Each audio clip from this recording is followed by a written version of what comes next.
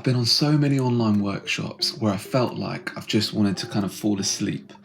It shouldn't be like that. Our online workshops should be engaging and interactive. So what I want to do is share quite a few tips in this video that are going to help you make your online workshops way more engaging and way more interactive. So let's get into it. Okay, so tip number one is you want to make sure people are doing things all the way through your workshop, even from the very beginning. So the first thing that you want to do is when people join the call, get them to immediately do an introduction in the chat box because they're doing something straight away. And that way, they're not just kind of waiting and they're not just bored, kind of waiting for the session to start. They're already doing something. So that's tip number one. Tip number two is use people's names. So they say that a person's favourite sound is the sound of their name. So why not use people's names? Because that's going to help you interact better with people and create a better rapport. So tip number two, use people's names, especially, just to add to this, especially when they've typed in the chat box or when they're asking a question. You answer that question with their name and you say, thank you, John, thank you, Ahmed, thank you, Maria, and you thank them using their names. That will help create a much better connection. So point number three, as I said in point one, you need to get people doing things. Another thing that you can do to help make sure that people are still with you and understanding and following is to pause as you're going through the session every now and then and say, look, is everyone with me? Is everyone okay? If you're okay, give me a thumbs up or a yes in the chat box. Or if you're using something like Zoom, there's a thumbs up button that you can press so that the speaker or the facilitator can see that everyone's all right. This is a really good tip, especially after doing your kind of ground rules at the beginning of your session. What I like to do is I like to say, okay, if everyone agrees to the ground rules, can you give me a thumbs up, a yes in the chat box, or a thumbs up in Zoom? And then that way I know that everyone's agreed. And once you've said via your kind of thumbs up or your yes in the chat box, you're much more likely then to stick to the ground rules as well. So there's lots of benefits to getting people to do a good thumbs up or a good yes in the chat box. And by the way, to make it more inclusive, always better to give people a couple of options just in case they can't do one or the other because they, for example, don't have their webcams on. So that's tip number three, getting people to use their thumbs up or yes in the chat box. Tip four is a continuation of this. This is where you get people to use hand gestures, not those type of hand gestures. Hand gestures like, for example, 1 to 5. So you could get people to say, okay, on a scale of 1 to 5, how confident do you feel about this topic? And then you could get people to kind of go 5, super confident, or maybe 1, not so confident, or 3 in the middle, and get people to show you with their webcams on, out of 5, what they'd give it just using their fingers. That works really well, but as I say, always give people two options so they can at the same time put the number 1 to 5 in the chat box if for whatever reason they can't have their webcams on. Okay, tip number 5. When I ask people questions, what I like to do is get them to write their answers in the chat box because it gives them a little bit longer to think about it. And what that also means is that we can get everybody's views from the whole group, not just the loudest voices. And what I might even do on top of this is invite some of the quieter voices in the group to expand on their answers that they've given in the chat box. So that's a really good one. Use the chat box, get everyone to do their answers in the chat box, then invite some of the quieter voices to expand on their answers out loud a little bit more because they then will have had a little bit more time to reflect and might feel more confident to expand on their answers. Tip number 6. Whenever I'm going to share a stat or a fact that happens to be a percentage, what I like to do is get people to put in the chat box what they think the percentage is before I share it with them. Because that kind of hooks them into it. Because I can go, okay, what percentage of people do you think say X about Y? And then you get them to put their answers on a percentage of 0 to 100. And then what you do is once people have kind of put their answers in, you say, thank you, everyone, using their names, going back to point 2. You say, thank you, everyone. Thank you, Maria, Ahmed, John, as we were going with those names for some reason in this group. You say, thank you. Do you know what? This is super interesting because the stat is actually this.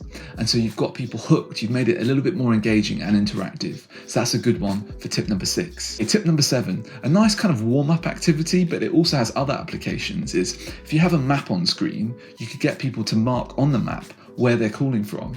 And that can be a great way to start a discussion or a conversation, or just an interesting way to keep people engaged in the session. So use a map, and get people to mark on it for tip number 7. Okay, tip number 8 is all about helping create more rapport between your participants, not just between you and your participants. Now, this is where what you do is you get your participants to nominate the person after them when they're having a discussion or you're doing an activity.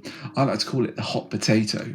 So you say, look, I'm starting off with the hot potato, I'm going to answer the question, and then once I finish answering the question, I'm going to pass the hot potato on to Maria, and then she'll take it and pass it on to whoever she wants next, John, for example. And then John will pass it on to whoever he wants to pass it on, say Ahmed. So that's how we'll move it on. What's great with the hot potato is it's a great analogy that you can be like, okay, remember, it's a hot potato, it's kind of piping hot. Keep it moving quickly. That way we can get through everybody quite quickly. Otherwise, people tend to hold on to it a little bit too long and then the exercises go on a little bit longer. So reminding them that it's a hot potato, that they need to keep it hot, is a really good thing to do with this one. Tip number 9 is just reminding people to use the chat box in your sessions, because it's such a powerful tool that you can have side discussions, and also it can be quite a good way to support one another in your sessions. So periodically I like to just remind people, feel free to use the chat box and discuss in there. One thing that I like to do as well is get everyone to share their kind of LinkedIn URLs or social media handles in the chat box, because again, another great way to keep people engaged and kind of interacting with each other and getting to know each other better, so that they're able to engage more with one another. So that's a great tip too. Tip 10, use something like Google Docs, because it's a great way to get people working together at the same time. They can all have the doc open and they can be working together and they can see who's doing the what work at what time. Great thing to do for kind of activities. Tip number 11 is clapping, doing a round of applause. Once you've just finished an activity or someone's done a little mini presentation or a pitch, get everybody else in the session to do a round of applause. It energizes everybody and it makes the person who's just spoken feel really good. Bonus tip with this is you've really got to go for it, because if you don't, as the facilitator, really give them a good round of applause, nobody else is either. So make sure that you really commit to that round of applause. Number 12 is using polls or quizzes. In Zoom, it's super easy because there's some functionality built into it. Otherwise, you could use something like Mentimeter or Google Forms. Sometimes I like to make it a little bit more epic by having that sound effect of Who Wants to Be a Millionaire. It just makes it a little bit more fun and keeps people engaged. Number 13 is concept check questions. These are a great way of testing whether your participants are still with you or not, and they've understood what you've just said. So if I've told people, okay, you've got 3 minutes to do this exercise, I can then ask, how many minutes do you have to do this activity? It's much better than just asking, does that make sense? Because they're always going to go, yeah, it makes sense. Whereas if you say, how many minutes have you got? And they say 3, you know that they're with you. Tip number 14 is make sure that you use grid view or gallery view so that you can see everybody on screen at the same time, because it helps you connect much better with one another. And remind your participants to turn on that grid view or gallery view as well. Something that I like to do is every now and then stop sharing my screen, because it kind of makes more space for that grid or gallery view. So try that one for yourself. It makes a big difference. Tip number 15 is a real favorite of mine. I love using virtual whiteboards like Google Jamboards or Mural or Miro or even the Strategizer app. These are great ways to get people doing things, and it's all visual. So instead of it just being blah, blah, blah, blah, blah, people talking, they're actually creating something and that we're all like literally on the same page about, because there is a nice blank piece of like digital paper that we're all working on. So definitely use virtual whiteboards for exercises and activities. Tip number 16 is a random one, but a great way to lighten the mood in your sessions. What I like to do is if someone tells a joke early on in the session, maybe me or somebody else, I'll refer back to it if there's an opportunity to do so later on, because what that does is it makes people feel heard, but also if it was funny, it will make people laugh again, and again just creates a great atmosphere in the session. Tip number 17, the last tip, is one that I picked up from a good friend of mine called Sam Shepherd. And this is so handy if you have a quiet group, but you want to have a discussion. So say you're setting up a situation or you've just mentioned a situation. What you can then do is say, has anybody experienced this situation before? And then if somebody says yes, you say, fantastic. And then you say, would you like to share a little bit about that? And then once they've shared their experience, then you can say, has anybody else experienced that? And then if they say, yeah, great. Then you say, oh, would you like to continue with that? And if they say no, you say, fantastic. What have you experienced then? And then get them to share a different experience. So no matter whether they've experienced it or not, they'll have something they'll be able to say. A quick bonus tip for this one is sometimes when people want to start a discussion, they're a bit worried that the people aren't going to say anything. I think you need to bear in mind online is it takes a lot longer for people to kind of think about what you're saying, then think of an answer, then unmute themselves, then start talking. It takes time, right?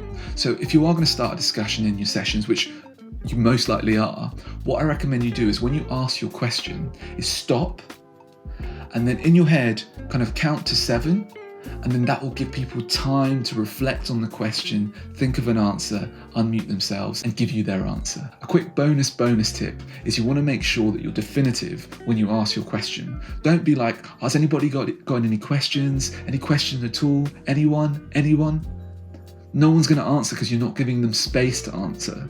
What you need to do is be like, has anybody got any questions?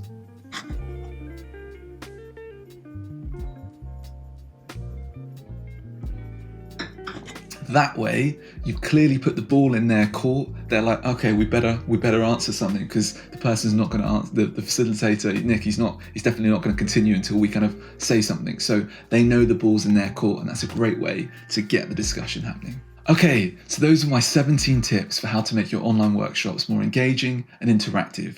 Quick summary. Tip number 1 is get people doing stuff, so get them to do an introduction in the chat box when they join the call. Tip number 2, use people's names. 3, make sure you get people doing thumbs up or yes in the chat box. 4, use hand gestures. 5, get people to answer in the chat box as you're going along. Number 6, use percentages and scales. 7, use a map. 8, the hot potato, keep it hot. 9 is chat box support, getting people to support one another in the chat box and reminding them to do it as you're going along. 10, use a Google Doc and get people to fill it in at the same time for your activities. 11,